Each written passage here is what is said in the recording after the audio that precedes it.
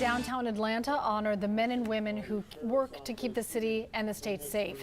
The ceremony paid tribute to the officers killed in the line of duty. It was held at the Give Our Police a Hand monument. It's in Woodruff Park. It's dedicated to honor slain police officers. This week is National Police Week, and it comes at a time when our nation's law enforcement is under scrutiny.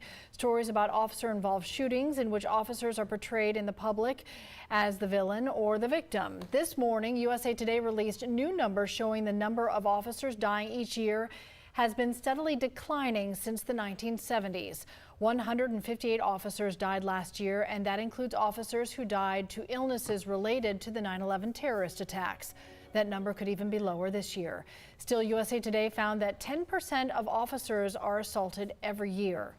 Atlanta Police Chief Erica Shields talked today at Woodruff Park and told the officers in attendance that their success is critical to honor the fallen officers. Everything that we do either reflects brightly on them or tarnishes their memory. It's so imperative that we get it right. And so I say to all of you, thank you, and let's stay on it. National Police Week continues tomorrow with Peace Officers Memorial Day.